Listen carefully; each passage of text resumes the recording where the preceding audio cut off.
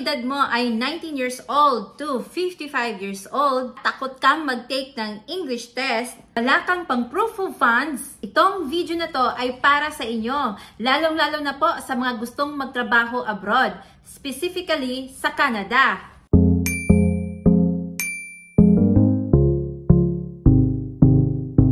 May isang program na ini-implement ang Government of New Brunswick at Federal Government of Canada. Ito ang tinatawag na New Brunswick Critical Workers Pilot Program. Maganda ang program na ito dahil ito ay unique at marami pong benefits lalo na sa mga newcomers na papunta ng Canada. You will be provided a settlement service para matulungan kayong makapag-adjust ng bagong buhay nyo sa Canada.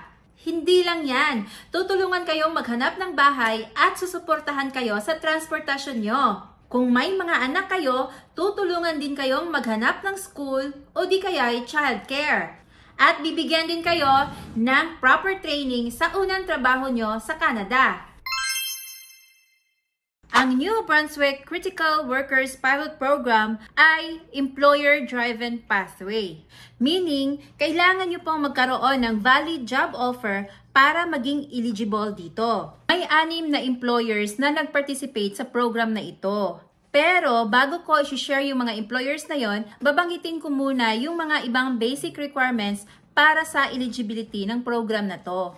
Isa sa kagandahan sa program na ito, pagka halimbawa po ay hindi natin nakukuha ang IELTS or CELPIP CLB4, wala pong problema yon dahil ang employer mismo ay magpo-provide ng confirmation letter at notarize ito na nagpapatunay na kayo po ay able to communicate sa pamamagitan ng English or French. Diba walang ka-pressure-pressure? Ang ganda ng program na to.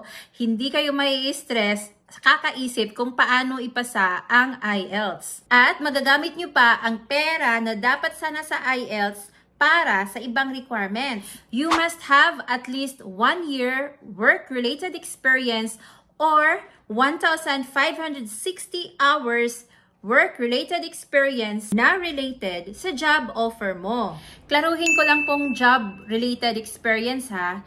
Pag sinasabi pong related, dapat po tugma sa job offer nyo. Halimbawa po ang in-applyan mo ay farm worker, dapat po ang experience ay pang farm worker. Hindi po teacher or cleaner. Dapat related po sila. Dapat po tugma po sa job offer nyo. Para po maimbitahan kayo ng Government of New Brunswick. Kung sa education naman po, meron pong tinatawag na ECA. Ito po ay i-assess kung ang natapos nyo sa labas ng Canada ay equivalent ng high school sa Canada.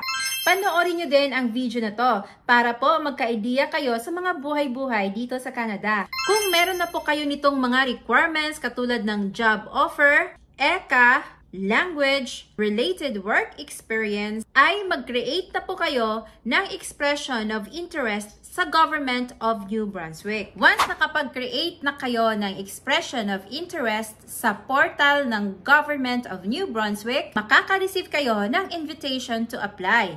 At meron lang po kayong 45 days to complete the eligibility requirements. Kung hindi nyo po nakumpleto ang mga eligibility requirements in 45 days, i-remove po kayo sa ITA list sa New Brunswick Government Portal. Pero, pag nakumpleto nyo po ang requirements sa time frame na binigay sa inyo, ay makakakuha po kayo ng 600 points sa expression of interest nyo. At eto na yung pinaka-aantay mo to permanent residence sa Canada. I-share ko po sa description yung complete guide from the Government of New Brunswick kung paano mag-apply sa program na ito para po masundan nyo ng mabuti.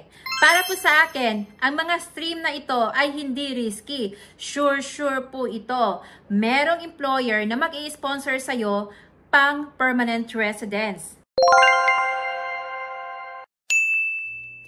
Ito po ang mga list ng mga participating companies sa program na ito.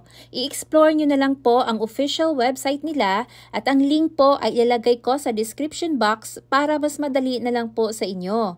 Punta po kayo sa careers at sa location ay huwag pong kalimutan ang ilagay ay New Brunswick. Huwag din kalimutan na ang resume ay dapat naka-Canadian template ito. Galingan nyo po ang paggawa ng resume. Wala naman pong mawawala kung itry nating mag-apply, di ba? Who knows, ito pala ang pathway mo na maging permanent residence ka sa Canada. Huwag po natin kalimutan mag-subscribe at like, pa-share na din. God bless po. Thank you. Bye. Ingat po.